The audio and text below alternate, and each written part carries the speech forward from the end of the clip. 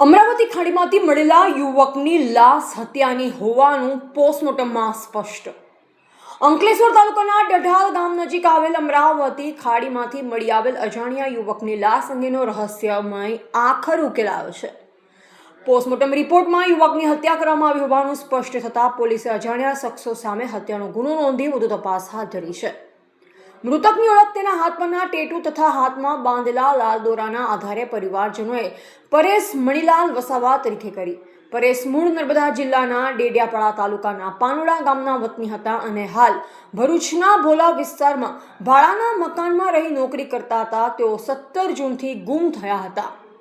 Postmortem report મુજબ મૃતકના માથા અને મોઢાના ભાગે ગંભીર ઇજા પહોંચાડી તેમની હત્યા કરવામાં આવી હોવાનું અનુમાન સામે આવ્યું છે। ઘટનાને લઈ અંકલેશ્વર પોલીસે અજાણ્યા હત્યારો સામે ગુનો નોંધી તપાસનો ધમધમાટ શરૂ કર્યો।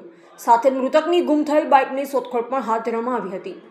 આ બનાવથી સમગ્ર પંથકમાં ચકચાર મચી જવા પામી છે। પોલીસે હત્યાના કારણો, આરોપીઓની ઓળખ તથા સમગ્ર ઘટનાક્રમ અંગે વિવિધ દિશામાં તપાસ તેજ કરી છે। રિપોર્ટર નરેશ પરમાર, વી7 ન્યૂઝ, કરજણ।